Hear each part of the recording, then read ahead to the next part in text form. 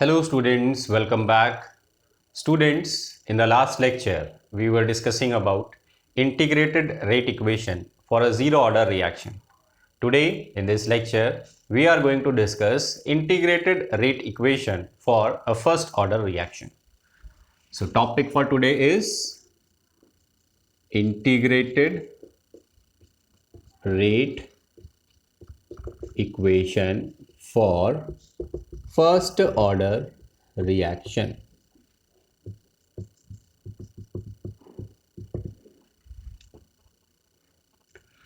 तो हम topic start करते हैं. Let us suppose there is a chemical reaction in which a reactant A is getting converted into product and this chemical reaction is a first order reaction. ये हमने पहले ही assume कर लिया.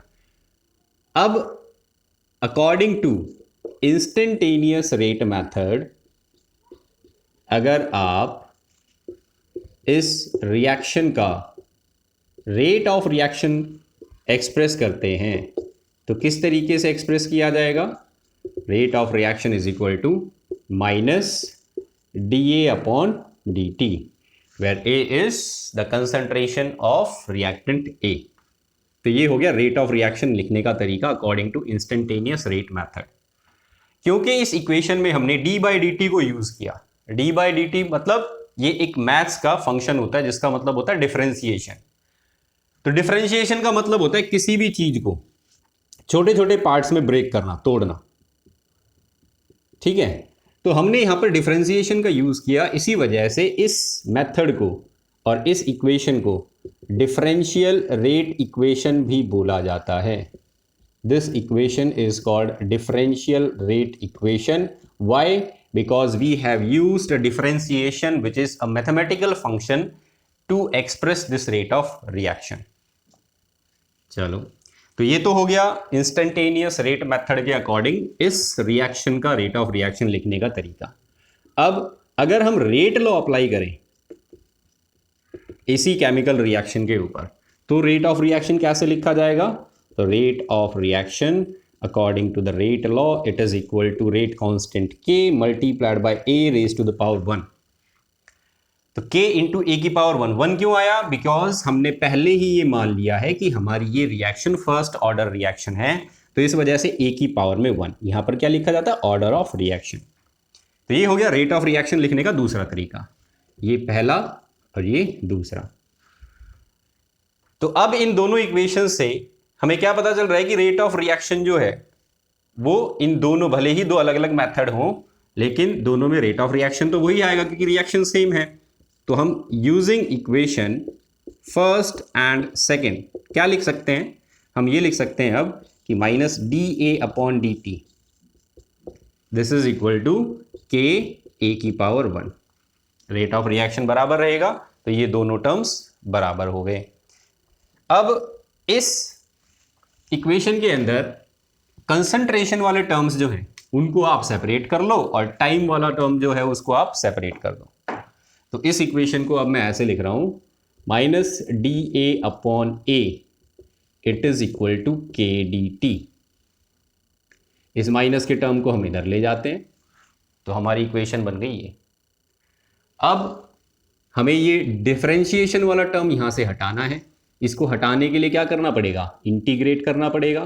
तो इंटीग्रेटिंग बोथ द साइड्स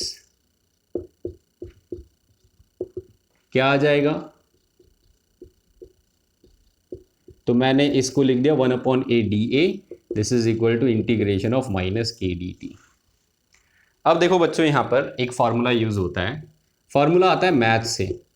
तो maths के अंदर 1 upon x D x, इसका अगर इंटीग्रेशन किया जाए तो ये बराबर होता है नेचुरल लॉग एक्स की. तो L N that is natural log. इसको हम log to the base E भी लिख सकते हैं. तो अब ये जो टर्म है इसकी जगह हम क्या लिख सकते हैं? ये फॉर्मूला अगर हम यूज करें यहां पे तो ये आ जाएगा इंटीग्रेशन करने के बाद natural log A. This is equal to minus का टर्म बाहर ले लो, के कांस्टेंट जो है इसको भी बाहर ले लो, integration of D T. Integration क्या कर देगा? डिफरेंशिएशन को कैंसिल कर देगा. तो यहां पर क्या आ जाएगा? के टी प्लस आई. तो ये किसके बराबर आ गया, नेचुरल लॉग ए के बराबर आ गया। इसको हम बोलते हैं this is our equation number 3। अब देखो बच्चों, जब रिएक्शन स्टार्ट भी नहीं हुई होगी, when time t is equal to 0, मतलब रिएक्शन जो है वो स्टार्ट नहीं हुई है, उस टाइम पर देन जो रिएक्टेंट की कंसंट्रेशन है वो कितनी रही होगी, वो उसकी इनिशियल कंसंट्रेशन के बराबर रही होगी। इनिशियली जितना भी हमने रिएक्टेंट डाला था उसके बराबर रही होगी उसकी कंसंट्रेशन। तो हम ये मान लेते हैं कि इनिशियल कंसंट्रेशन जो है वो रिएक्टेंट की क्या है, A0 है, जो हमने ली थी रिएक्शन स्टार्ट करवाने के लिए। तो जब रिएक्शन शुरू भी नहीं हुई होगी, जब टाइम 0 रहा होगा, उस टाइम पर रिएक्टेंट की कंसंट्रेशन जो है वो उसकी इनिशियल कंसंट्रेशन रही होगी जितनी हमने डाली थी, और इसको हम A0 से एक्सप्रेस कर रहे हैं। तो इस इक्वेशन में अगर हम ये दो चीजें पुट करें कि भाई initial concentration is present at time t is equal to 0, तो ये इक्वेशन के अंदर वैल्यू पुट कर दी, ये टर्म क्या हो जाएगा, 0 हो जाएगा। तो I जो इंटीग्रेशन कांस्टेंट है उसकी वैल्यू क्या आ जाएगी, तो इसकी वैल्यू आ जाएगी यहां पर log A0 is equal to I। तो I की वैल्यू आ गई हमारे पास। I क्या है यहां पर, इंटीग्रेशन कांस्टेंट। तो इस इंटीग्रेशन कांस्टेंट की वैल्यू हम यूज करते हैं using this value in equation 3, using this value in equation 3। यहां पर नोट कर लेना बच्चों, I जो है दिस इज इंटीग्रेशन कांस्टेंट। तो जब भी आप किसी डिफरेंशियल इक्वेशन की इंटीग्रेशन करते हो हमेशा एक कांस्टेंट ऐड हो जाता है, that is called integration constant. तो इस वैल्यू को अगर हम 3rd इक्वेशन में यूज करें तो क्या हो जाएगा, अब log A this is equal to -kt plus natural log A0, ये इक्वेशन बन गई। अब इस इक्वेशन को हम इस तरीके से लिखते हैं कि कंसंट्रेशन वाले टर्म फिर से हम सेपरेट कर लेते हैं। तो इस टर्म को मैं इधर भेज रहा हूं और इस टर्म को इधर भेज रहा हूं।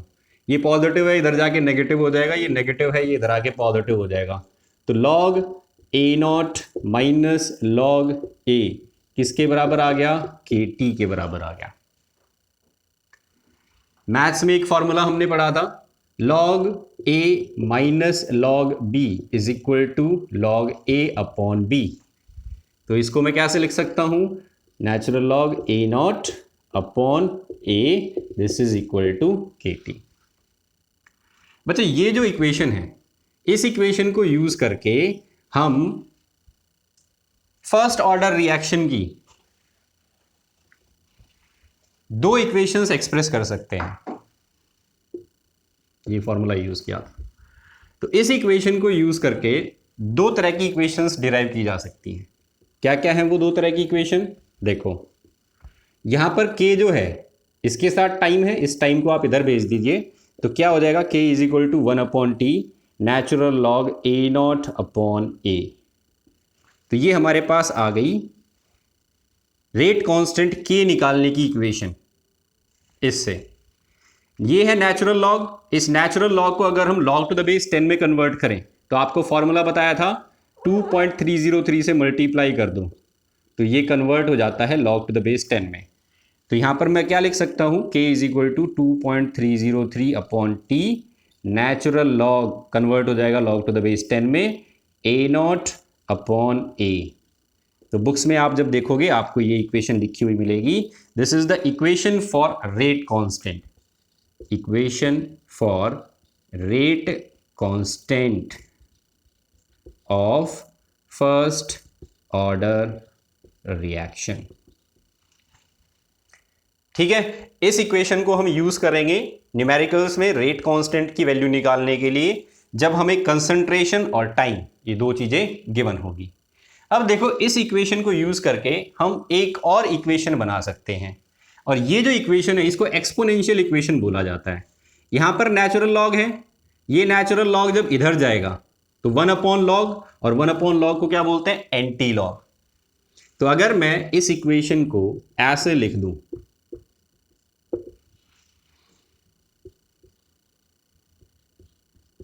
1 अपॉन लॉग जो है इसको एंटी लॉग बोला जाता है, और एंटी लॉग को हम कैसे एक्सप्रेस करते हैं, ई की पावर ई से। तो ई की पावर में के टी, ई की पावर में के टी अगर कहीं पर भी लिखा है तो इसका मतलब है कि आप एंटी लॉग की बात कर रहे हो। This is a method to express antilog. तो ये इक्वेशन एक्सपोनेंशियल इक्वेशन बन गई। अब देखो ए नॉट अपॉन ए जो है वो लिखा हुआ है ई की पावर के टी। अगर मैं इसको इन्वर्स कर दूं, ए अपॉन ए नॉट कर दूं, तो क्या हो जाएगा, इसको अगर हम उल्टा लिख दें, ए डिवाइडेड बाय ए नॉट अगर लिख दें इसको, तो ये क्या लिखा जाएगा, 1 अपॉन ई की पावर के टी। और इसको मैं क्या लिख सकता हूं, ई की power minus K T, 1 upon E की power K T, this is equal to E की पावर माइनस के टी। किसी बच्चे को अगर ये चीज समझने में प्रॉब्लम है तो देखो, आप मैथ्स के अंदर इस तरीके की प्रॉब्लम करते हो, 1 अपॉन 10 की पावर 2 है, इसका मतलब क्या हुआ, इसका मतलब हुआ 1 अपॉन 100, और 1 अपॉन 100 का मतलब क्या होता है 0.01, और 0.01 को मैं क्या लिख सकता हूं, 10 की पावर माइनस 2। तो ये 10 की पावर 2 जो है ये जब न्यूमरेटर में जाएगा तो इसके ऊपर क्या आ जाएगा, नेगेटिव साइन लग जाएगा। तो ये मैथ्स के अंदर हम प्रॉब्लम करते हैं इस तरह की ना, तो वही फॉर्मूला अप्लाई किया है मैंने, कोई नई चीज नहीं की यहां पर।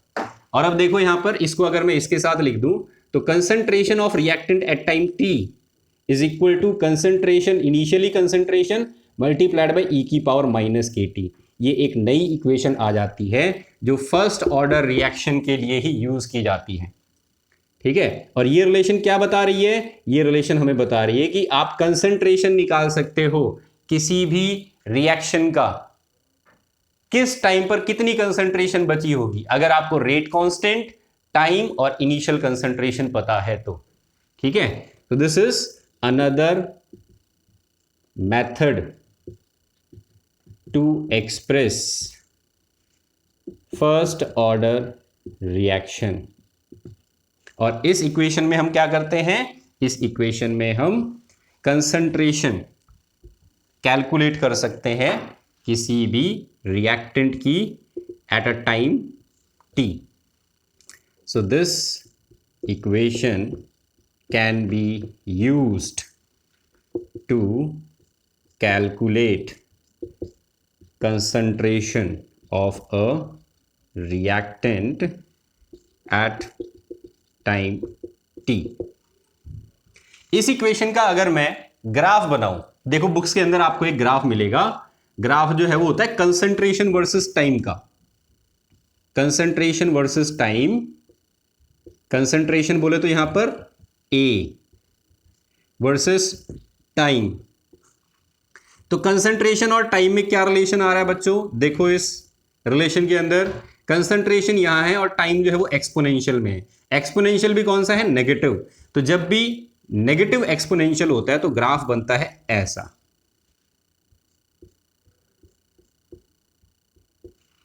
It starts with this line and it becomes parallel with this line. ये ग्राफ जो है वो इस लाइन पे मीट नहीं करता बल्कि ये इसके पैरेलल हो जाता है। इसका मतलब क्या हुआ, इसका ये मतलब हुआ कि रिएक्टेंट की कंसंट्रेशन जो बची हुई होगी वो किसी भी टाइम पर जाके जीरो नहीं होगी, बल्कि वो क्या हो जाती है, पैरेलल हो जाती है। तो फर्स्ट ऑर्डर रिएक्शन जो है वो इस ग्राफ से हमें ये बता रही है कि it never goes to completion. Note कर सकते हो आप इस पॉइंट को, concentration versus time graph, it becomes parallel to the X axis, hence this concentration it never becomes zero, therefore a first order reaction it never goes to completion. तो ये एक important graph है जो हमें इस equation से मिलता है, और इसी वजह से हम इस इक्वेशन को अब नंबर 6 डाल देते हैं, और ये इक्वेशन जो है इसको आप नंबर 5 डाल दो। तो फर्स्ट ऑर्डर रिएक्शन जो है उसके केस में हमने ये इक्वेशन डिराइव कर ली, दो इक्वेशंस, एक एक्सपोनेंशियल इक्वेशन के फॉर्म में और दूसरा रेट कांस्टेंट की इक्वेशन के फॉर्म में।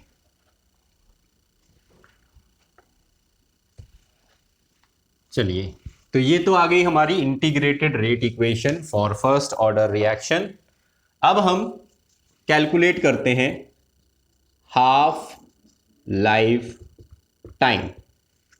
Half life time, half life time की हमने डेफिनेशन पिछले में भी देखी थी, the time eight which half of the reaction is completed, आधी रिएक्शन कंप्लीट हो चुकी है। या फिर अगर लिखना चाहें तो ऐसे भी लिख सकते हैं, the time eight which half of the reactant is consumed, वो टाइम जब आधा रिएक्टेंट कंज्यूम हो चुका है और आधा ही रिएक्टेंट बचा हुआ है, that is called half life time, और इसको रिप्रेजेंट किया जाता है टी हाफ से। अभी हमने एक इक्वेशन निकाली, this equation for rate constant k is equal to 2.303 upon T log to the base 10 a naught upon a। इस इक्वेशन में a क्या है?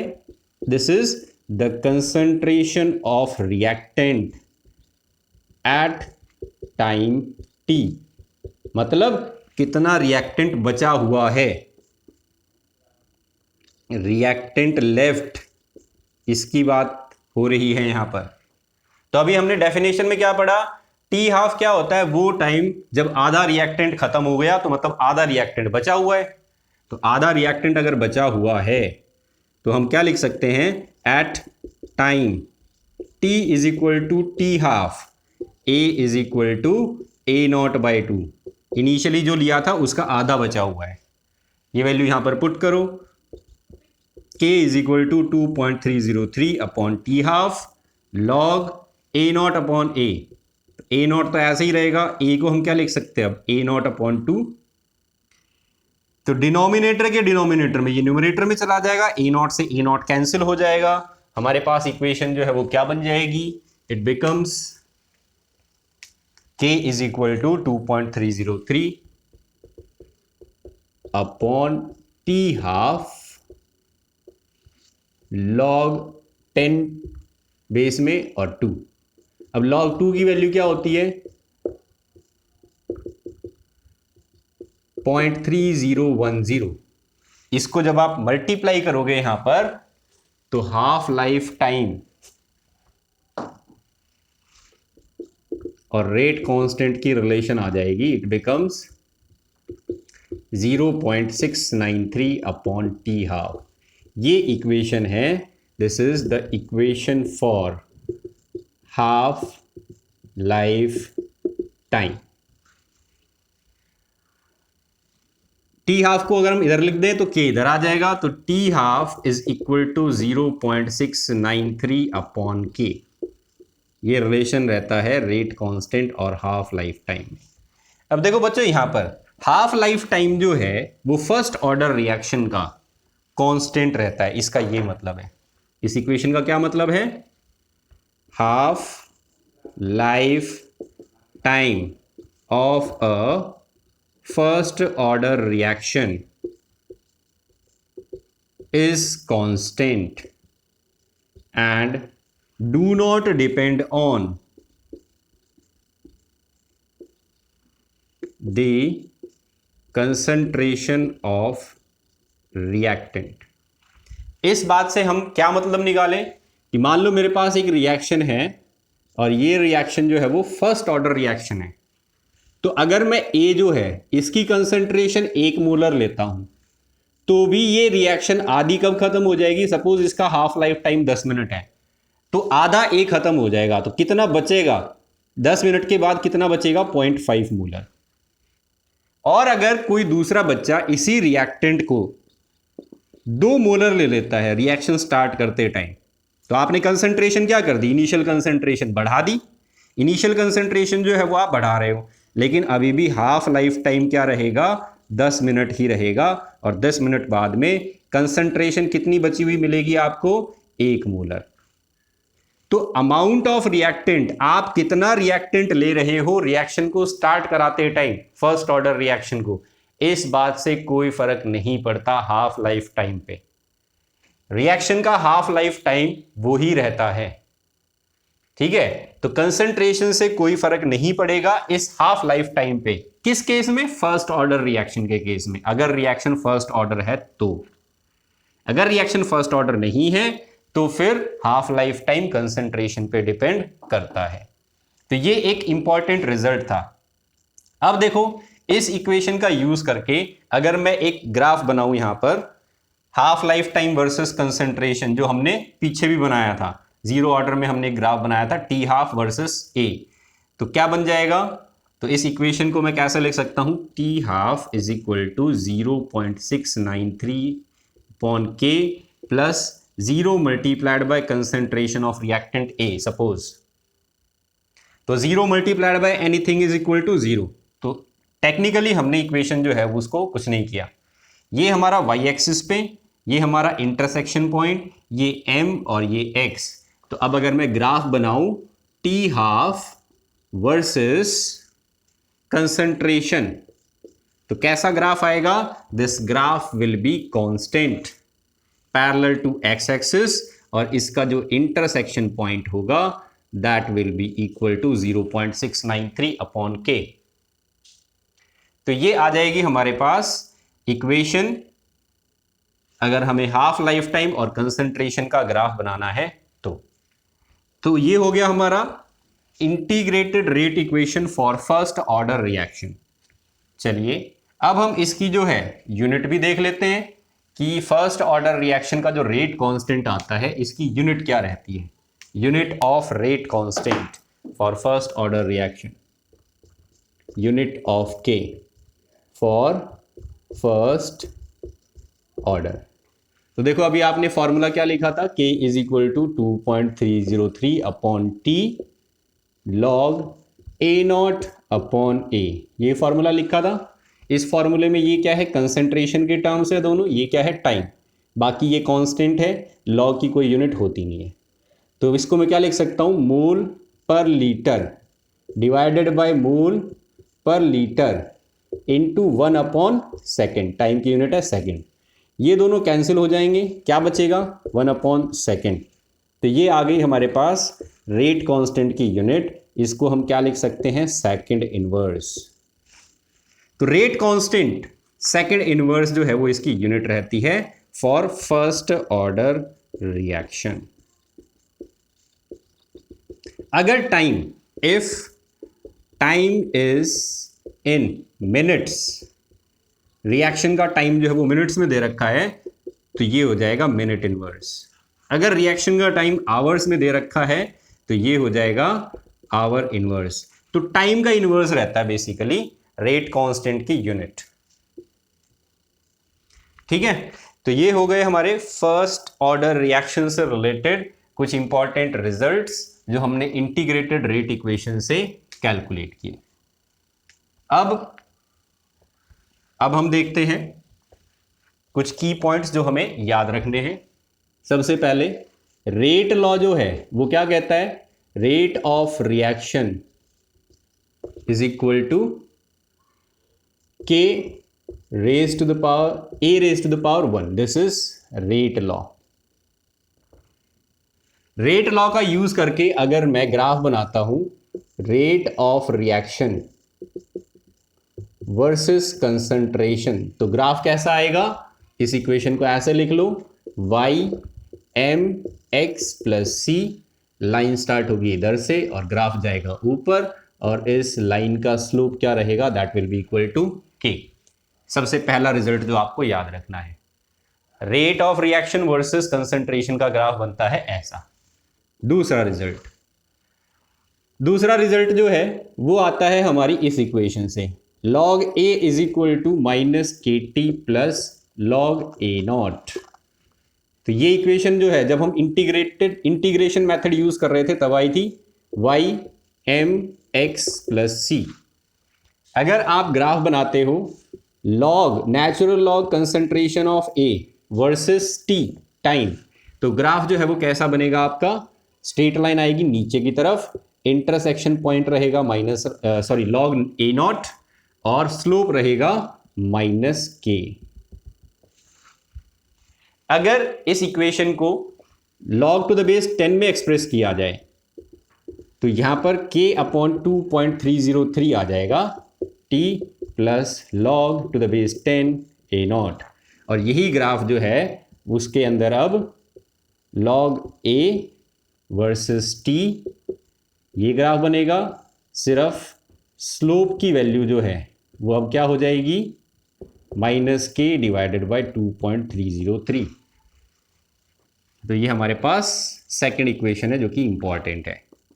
फिर आते हैं हमने इसी इक्वेशन का यूज करके फिर दो तरह से एक्सप्रेस किया। तो हमने लिखा था k is equal to 2.303 upon T log a0 upon a। ये इक्वेशन थी एक तो हमारे पास जो हमें रेट कांस्टेंट कैलकुलेट करने में हेल्प करती है। दूसरी इक्वेशन थी a is equal to a0 e की पावर माइनस kt। इस इक्वेशन को यूज करके भी हमने एक ग्राफ बनाया था। कौन सा ग्राफ था ये हो गया y एक्सिस पे, ठीक है। तो y एक्सिस पे कंसंट्रेशन और टाइम, तो y इस पे कंसंट्रेशन वर्सेस टाइम का ग्राफ जो आता है that is exponential graph and it becomes parallel to the x axis. तो टाइम जितना मर्जी छोटा आप रख लो, ये कंसंट्रेशन जो है वो किसी भी टाइम पर जीरो नहीं होगी। टाइम की वैल्यू कितनी भी छोटी रख लो, कितनी भी बड़ी रख लो, this never becomes equal to zero. तो इसका ये मतलब है कि first order reaction it never goes to completion. ये इंपॉर्टेंट रिजल्ट था जो हमें इस ग्राफ से भी पता चल रहा है, और ये ग्राफ बनाया गया है इस इक्वेशन का यूज करके। तो ये क्या है, कंसंट्रेशन वर्सेस टाइम ग्राफ। तो ये चार ग्राफ बन जाते हैं हमारे पास इन इक्वेशंस का यूज करके जो हमने फर्स्ट ऑर्डर रिएक्शन के अंदर पढ़ी। लास्ट हाफ लाइफ टाइम की क्या इक्वेशन आई थी, हाफ लाइफ टाइम की इक्वेशन आई थी T half is equal to 0.693 upon के। तो ये हाफ लाइफ टाइम की इक्वेशन है। यहां पर भी हमने एक ग्राफ देखा कि टी हाफ वर्सेस ए या कंसंट्रेशन जब हम प्लॉट करते हैं तो क्या आता है, it begins with this point, this is the intersection point, it has a value 0.693 upon k and the slope of this line is 0। तो ये हो जाती हैं हमारे पास important equations that we have derived from first order reaction. चलिए, अगर आपको ऑर्डर ऑफ रिएक्शन कंफर्म करना है, if we want to identify whether the given reaction is first order और not, if we want to identify whether a given reaction is first order or not, तो हम दो काम कर सकते हैं। सबसे पहला काम, look at the unit of rate constant। कल भी मैंने आपको एक क्वेश्चन बताया था, क्वेश्चन दिया ऑर्डर बताइए और सिर्फ एक चीज दे रखी है रेट कांस्टेंट विद यूनिट। तो ऐसे क्वेश्चंस में हम क्या करते हैं, सपोज क्वेश्चन दे दिया कि you have a reaction this and the rate constant of this reaction is 2.5 into 10 की power -3 second inverse. Now what is the order, तो आपको यूनिट दिखाई दे रही है। तो अगर आपको आइडेंटिफाई करना है किसी रिएक्शन को कि ये रिएक्शन फर्स्ट ऑर्डर है या नहीं है, तो आप रेट कांस्टेंट अगर गिवन है तो उसके रेट कांस्टेंट की यूनिट देख लीजिए। यूनिट अगर ये है तो रिएक्शन फर्स्ट ऑर्डर होगी। सेकंड थिंग, कंसंट्रेशन और टाइम दे रखा है। We are given concentration and time, ना तो रेट कांस्टेंट दिया और ना ही हमें ऑर्डर वहां पर बता रखा है। तब हम क्या करेंगे, तो we use the equation k is equal to 1 upon T 2.303 upon T log a0 upon a। इस इक्वेशन का यूज करेंगे। इस इक्वेशन का यूज करके हम calculate the value of k at different time interval. अलग अलग टाइम इंटरवल पे k की वैल्यू निकालिए। If the value of k is same then reaction is of first order। तो किसी भी टाइम इंटरवल पे जब आप k की वैल्यू कैलकुलेट करते हो और k की वैल्यू जो है वो आपकी सेम आ जाती है, तो इसका ये मतलब है कि ये इक्वेशन वहां पर फॉलो हो रही है, मतलब वो रिएक्शन जो हमें दी गई है that is a first order reaction. तो ये हो गए हमारे की points for first order reaction. चलिए अब हम प्रैक्टिस करते हैं कुछ न्यूमेरिकल्स जो फर्स्ट ऑर्डर रिएक्शन से रिलेटेड हैं। बच्चों सबसे ज्यादा न्यूमेरिकल्स पूछे जाते हैं फर्स्ट ऑर्डर रिएक्शन से, तो यहां पर आपको वैरायटी ऑफ क्वेश्चंस जो है वो बहुत मिल जाएंगी, आप इनकी प्रैक्टिस कर लेना। मैं आपको कुछ प्रॉब्लम्स जो है वो यहां पर डिस्कस कर रहा हूं। देखिए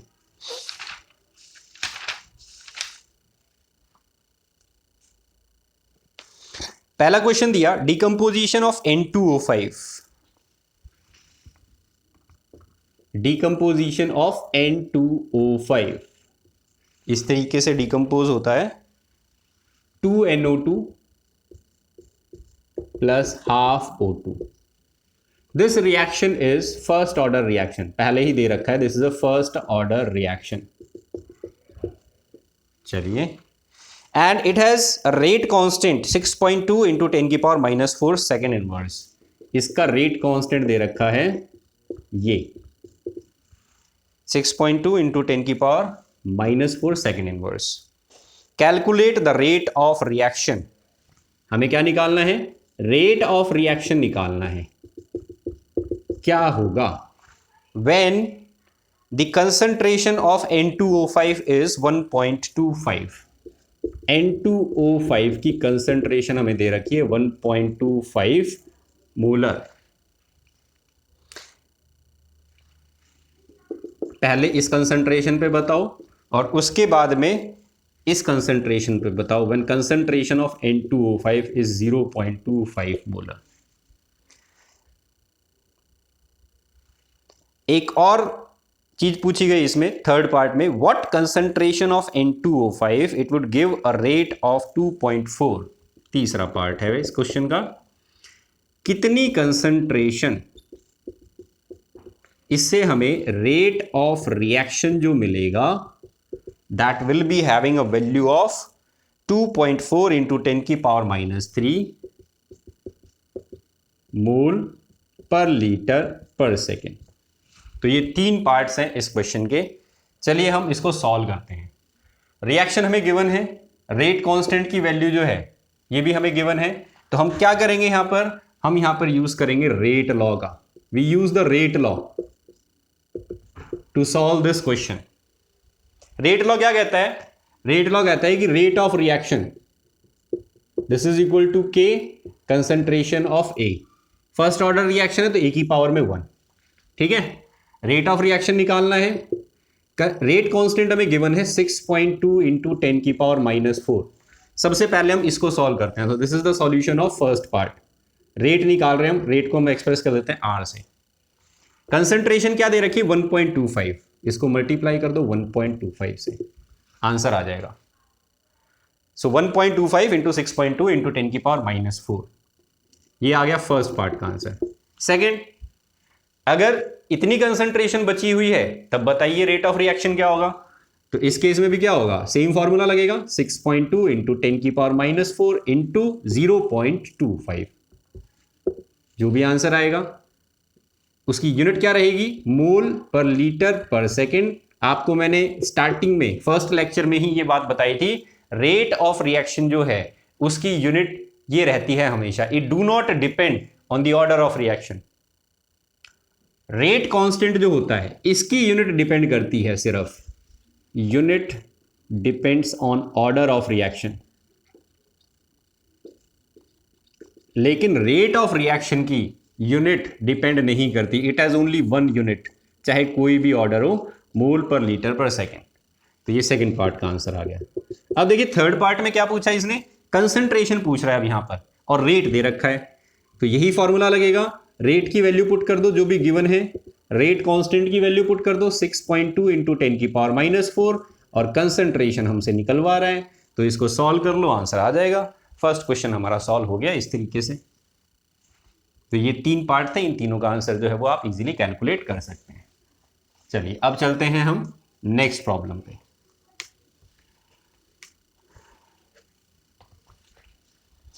नेक्स्ट प्रॉब्लम देख लीजिए।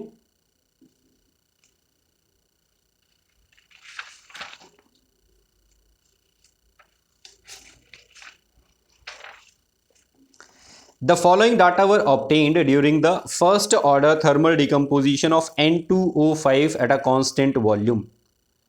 तो यहां पर जो है वो हमें एक डाटा दे रखा है, फर्स्ट ऑर्डर रिएक्शन जो है वो दे रखी है, और हमसे पूछ रहा है कि इसका रेट कांस्टेंट बताइए क्या होगा। Calculate the rate constant of this reaction.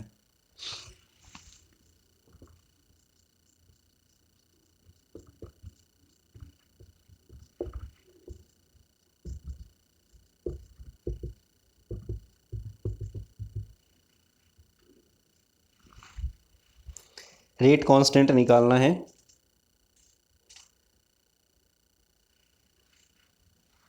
Concentration दे रखी है डिफरेंट टाइम इंटरवल पे और टाइम इंटरवल दे रखा है।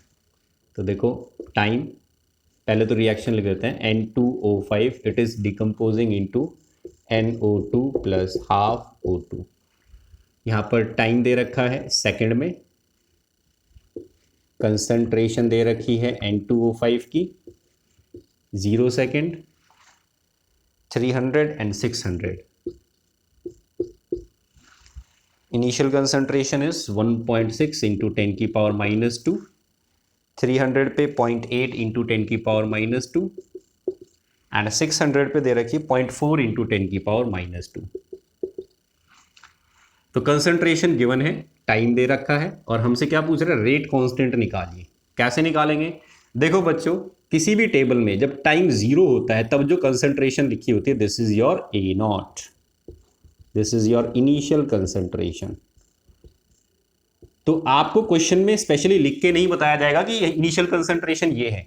जब उसने टेबल बनाई और टेबल के अंदर जब उसने ये चीज लिखी, तो ये आपको जो है वो खुद ही आइडेंटिफाई करनी होगी। This is the initial concentration of reactant. ये हमारा एक ही रिएक्टेंट है यहां पर, ठीक है। और ये कंसंट्रेशन हो गई। This is the amount left, कितना अमाउंट बचा हुआ है। ये जो कंसंट्रेशन हम लिखते हैं that is the concentration of reactant at time T. कितना बचा हुआ है ये वो वैल्यू है। ये भी कितना बचा हुआ है वो वैल्यू है 600 सेकेंड पे। तो टाइम दे रखा है, कंसंट्रेशन दे रखी है, इनिशियल कंसंट्रेशन दे रखी है, के पूछ रहा है, तो एक ही फॉर्मूला लगेगा, K is equal to 2.303 upon T log A0 upon A0 ये वैल्यू पुट करेंगे। ए जो भी टाइम चूज करना है इन दोनों में से वो आप चूज कर सकते हो, और उसके करस्पॉन्डिंग कंसंट्रेशन यहां पर यूज करनी है। तो क्या हो जाएगा, K is equal to 2.303 upon, suppose हम ये वाली वैल्यू यूज करते हैं 300 सेकेंड पे, तो डिवाइडेड बाय 300 लॉग 1.6 इंटू 10 की पावर -2 डिवाइडेड बाय 0.8 इंटू 10 की पावर -2। ये दोनों कैंसिल, ये 2 टाइम्स जाएगा, क्या आ जाएगा 2.303 अपॉन 300 इंटू लॉग 2, और लॉग 2 की वैल्यू क्या होती है, अभी आपको बताई थी 0.3010। इसको सॉल्व कर लो, जो भी आंसर आएगा उसकी यूनिट क्या रहेगी, सेकंड इनवर्स। तो इस तरीके से हम रेट कांस्टेंट कैलकुलेट कर सकते हैं इस रिएक्शन का। इसी क्वेश्चन में हाफ लाइफ टाइम भी पूछा गया है। Also calculate T half. ये क्या होगा, तो टी हाफ कैसे निकालेंगे, रेट कांस्टेंट निकाल चुके हैं हम। तो टी हाफ का फॉर्मूला क्या होता है फर्स्ट ऑर्डर रिएक्शन के लिए, T half is equal to 0.693 upon k. T half is equal to 0.693 upon के। तो इस 0.693 को अगर आप फॉर्मूले में वापस जाके देखोगे तो हमने ये लिखा था, डिवाइडेड बाय के करेंगे, तो के की वैल्यू क्या है 2.303 इंटू 0.3010 डिवाइडेड बाय 300। ये न्यूमरेटर में जाएगा, तो ये हो गया इंटू 300, ये दोनों सेम है, तो टी हाफ कितना आ गया, T half is equal to 300 second. तो ये आ गया हमारा सेकेंड आंसर। तो इस तरीके के न्यूमेरिकल्स जो हैं वो आपको प्रैक्टिस करने हैं for a first order reaction. एक और क्वेश्चन जो है वो सॉल्व करते हैं।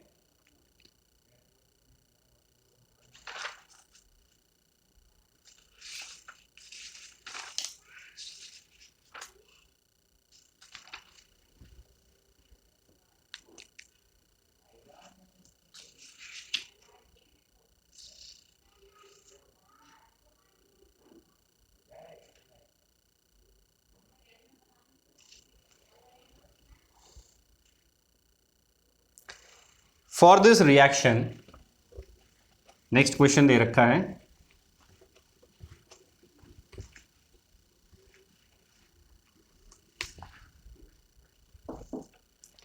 for this reaction, identify the rate constant and the half life time. half life time बताना है, और for the given reaction calculate K and T half. देखिए रिएक्शन दे रखी है A plus B, it gives us C plus T, और this reaction is first order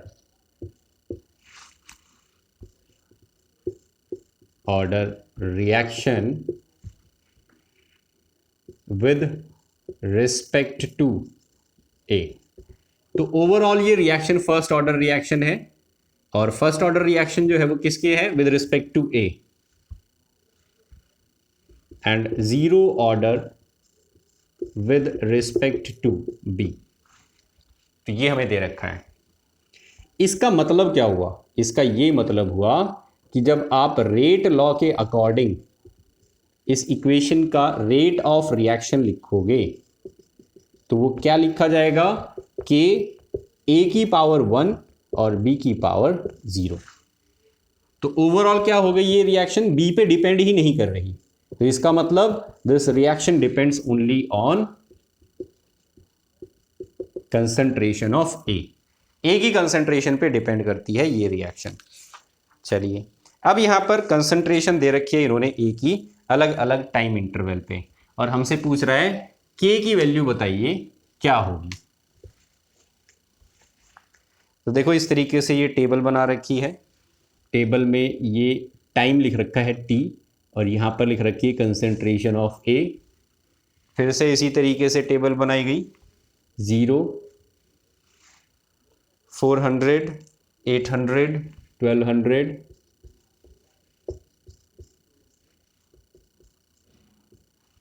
इस तरीके से टेबल बना दी। वैल्यू जो है वो एक्सप्रेस कर दी 1.63, 1.36 एंड 1.14।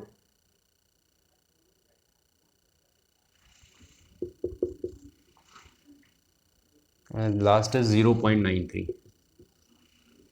ये हमें वैल्यूज दे रखी है। Now we have to find out the value of K, that is rate constant. क्या फॉर्मूला लगेगा, 2.303 upon T log A0 upon A। अब इस इक्वेशन के अंदर A0 की वैल्यू क्या होगी, अभी आपको समझाया था, जब time t is equal to 0 होता है उस टाइम पर जो भी कंसेंट्रेशन होती है रिएक्टेंट की, that is your A0। So this is the initial concentration, that is A0 की वैल्यू दे रखी है। फॉर्मूले में पुट करो, कोई भी टाइम ले लो, 3 टाइम स्केल दे रखे हैं, 400 वाला लेते हैं सपोज, 400 लॉग A0 की वैल्यू 1.63 डिवाइडेड बाय A की वैल्यू जो है वो कितनी है, ये हमने ले लिया 400, तो ये 1.36 हो गया। तो इसको जब आप सॉल्व करोगे, लॉग 1.63 डिवाइडेड बाय 1.36 क्या वैल्यू आएगी, तो it comes out to B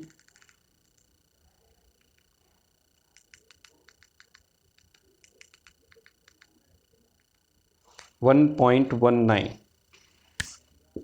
2.303 divided by 400 into log 1.198, ये वैल्यू आ गई। अब आपको लॉग जो है वो किस तरीके से देखते हैं ये समझाया था। तो इस लॉग की वैल्यू को जब आप देखेंगे लॉग टेबल में तो क्या मिलेगा, यहाँ पर वैल्यू आपको देखने को मिलती है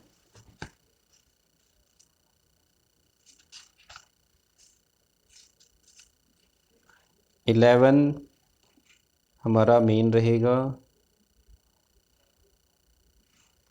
9 हमारा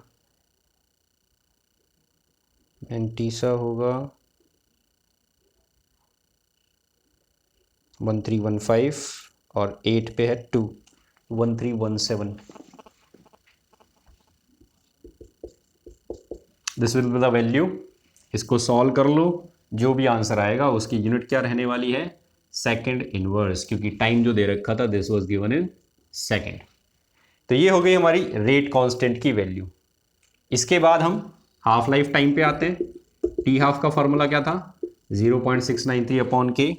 इसको सॉल्व करेंगे, जो भी वैल्यू आएगी उसको यहाँ पर पुट करेंगे। तो इसको हम 2.303 इंटू 0.3010, मैंने इसको जो है वो ब्रेक करके लिख दिया, divided by 2.303 into 1317 divided by 400।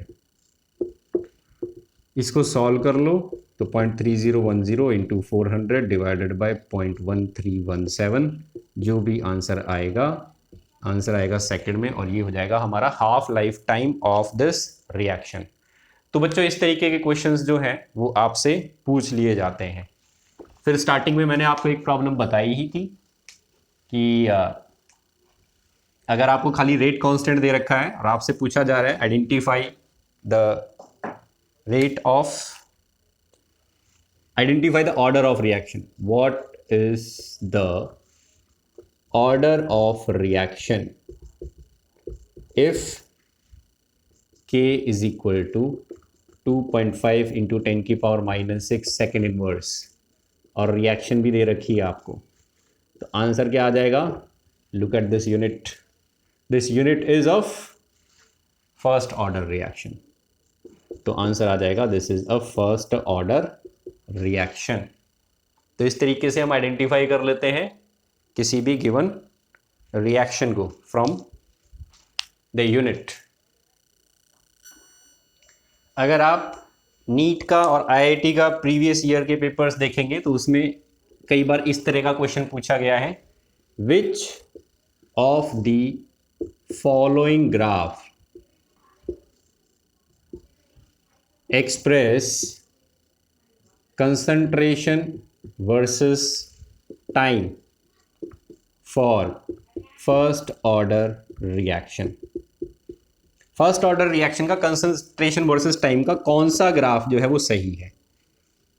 यहां पर लिखेगा कंसंट्रेशन, यहां पर लिखेगा टाइम, ग्राफ बना देगा ऐसा।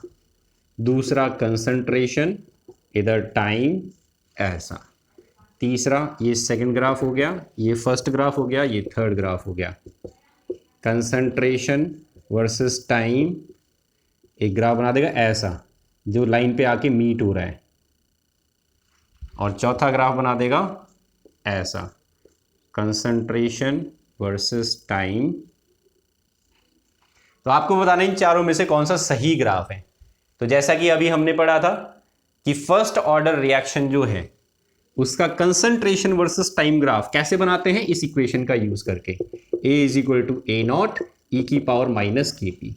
अब ये जो T है इसको कितना भी लार्ज कर लो, ये A जो है वो आपका यहां पर 0 नहीं होने वाला। तो इस वजह से ये लाइन पैरेलल रहती है। तो ये शेप और ये शेप आपको ऑलमोस्ट सिमिलर सी लग रही है, लेकिन डिफरेंस कहां है, ये लाइन पे जाके मीट हो गया, ये नहीं मीट हो रहा। तो answer will be fourth, this is the correct graph, concentration versus time. चलिए एक और क्वेश्चन, इसी तरीके से आपको ग्राफ आइडेंटिफाई करना है, और मैं यहां पर क्वेश्चन लिख के दे रहा हूं, identify rate versus concentration graph of zero order reaction. Zero order reaction का रेट वर्सेस कंसंट्रेशन ग्राफ बताओ कौन सा होगा। रेट इधर लिखा, कंसंट्रेशन इधर लिखी, ग्राफ ये। सेकंड, रेट इधर लिखा, कंसंट्रेशन इधर लिखी, ग्राफ ये।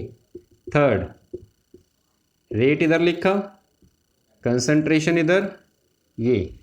फोर्थ, रेट इधर लिखा, कंसंट्रेशन इधर लिखी, ये। तो हमें बताना है कौन सा ग्राफ जो है वो जीरो ऑर्डर रिएक्शन का है, rate versus concentration.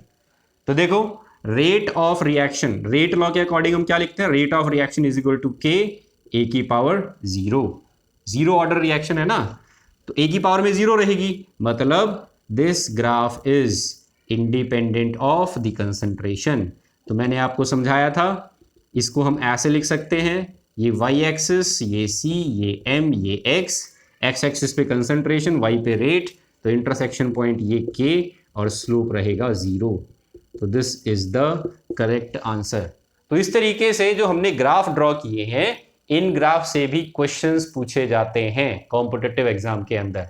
So students, please take care of this zero order reaction and first order reaction, derivation, as well as the graph that we have discussed. Thank you very much.